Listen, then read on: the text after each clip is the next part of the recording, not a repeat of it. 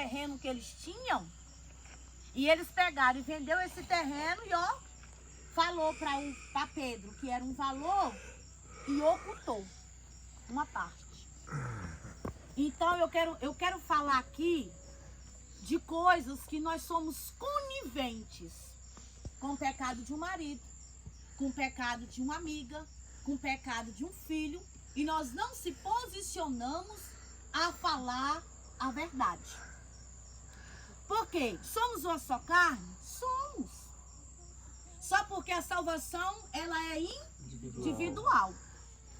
Então, quando eu aceitei, antes de eu nasci no berço evangélico, mas tive idas e vindas.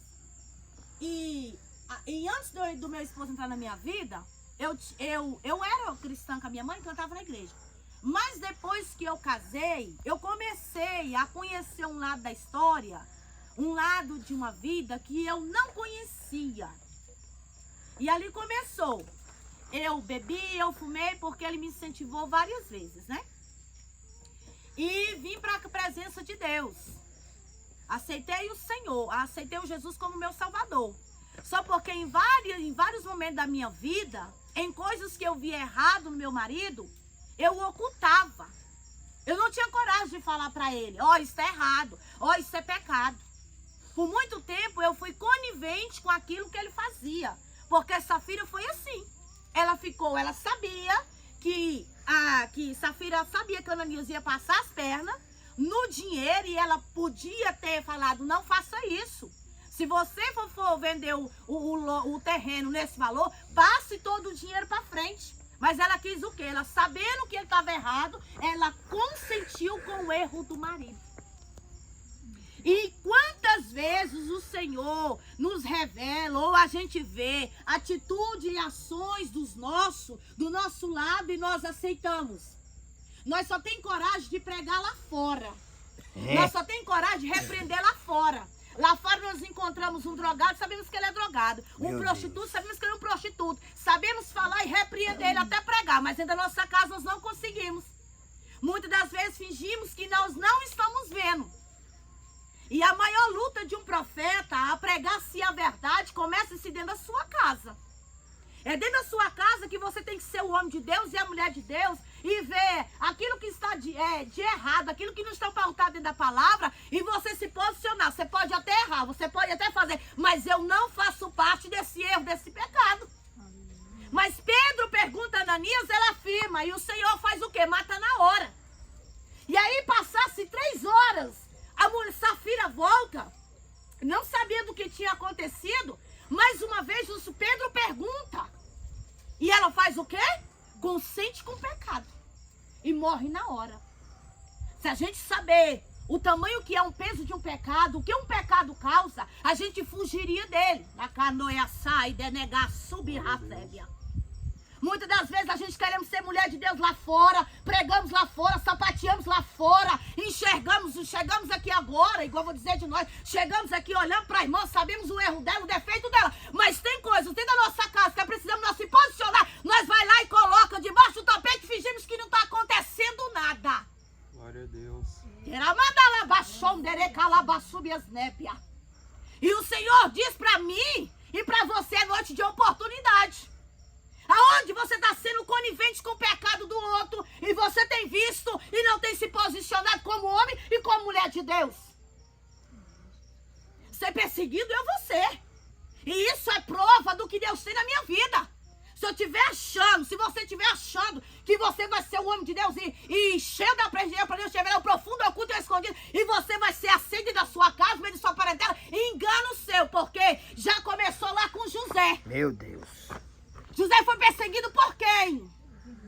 Quem que perseguiu ele? Foi a família. Negai, a subir na calabaxandarai. Foi quem que jogou José dentro do buraco? É Deus. Os próprios irmãos. Queremos ser homens de Deus e ser aplaudidos no meio de quem? No meio de quem? No meio da sua parentela. Se você está sendo aplaudido no meio da sua parentela, dentro da tua casa, revê aí, porque tem coisa oculta aí que Deus te mostra e você não tem coragem de falar.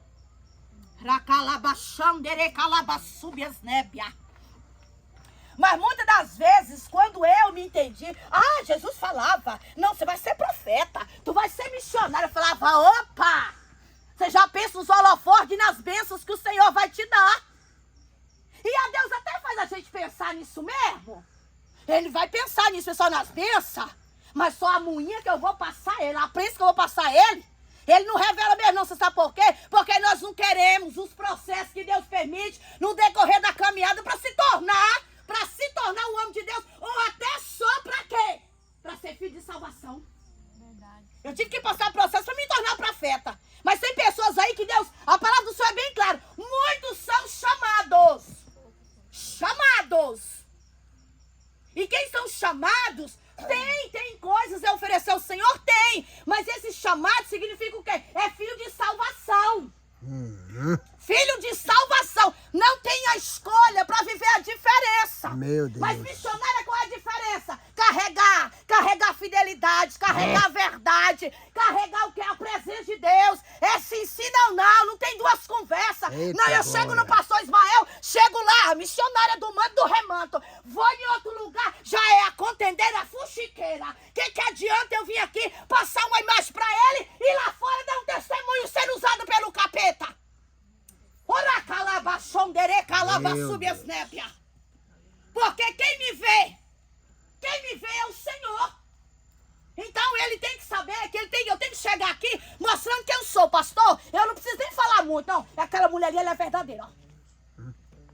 Porque quem tem a visão do céu consegue detectar o que vem de Deus, o que vem do inferno, irmão. E tem o que tem de crente endemoniado nesses últimos dias da igreja. Mentiroso com farsa. O cabelo chega a dropa. Mas a língua é do tamanho do cabelo. Coloca o vestido lá no pé. Mas o tamanho da inveja que ele carrega. Não se realiza com a bênção do outro, com o crescimento do outro. E vive atacando o outro. Terá calabachore calabassúbia. E por isso que Ananias e Safira não teve oportunidade. Conivente com o pecado do outro. Aí eu pergunto, se Jesus voltar para você hoje, como é que você está? Como que você está hoje?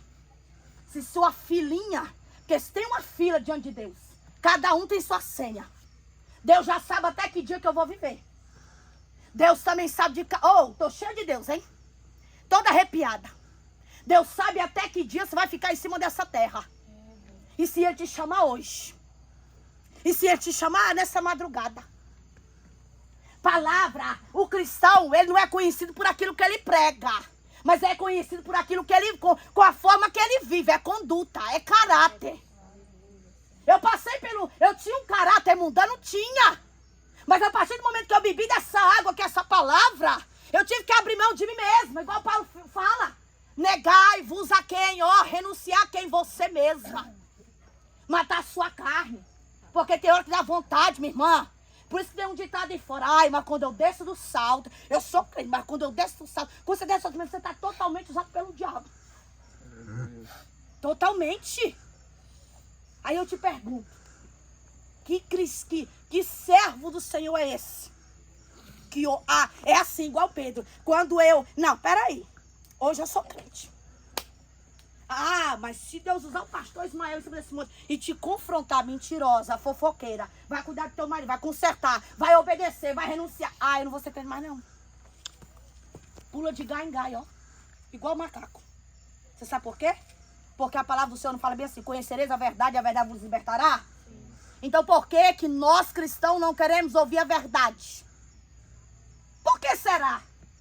Que o maior problema das igrejas hoje, igreja que eu falo, é eu e você. Eu não estou falando templo, é templo para adorar o Senhor. Eu tenho indagado o Senhor. Porque essa outra palavra fala que nós somos libertos, transformados pela verdade. E por que o crente resiste à verdade? Não gosta. Responda para você, por que você não gosta da verdade? Glória a Deus. Por quê que você não gosta? Você quer mudar de igreja? Você quer fugir da casa daquele que te fala a verdade? Você é gordinho em casa daquele que... entra aqui, tem tapete vermelho pra tu passar.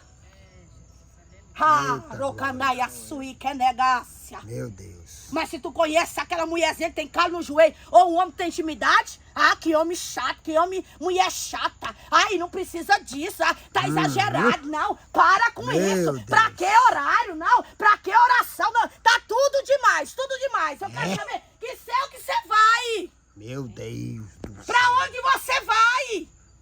Que Deus é esse? Eu fico indagando Jesus. Eu não conheço esse Deus de muitos. Porque o Deus que eu sirvo, ele é um Deus justo, um Deus que vela pela sua palavra.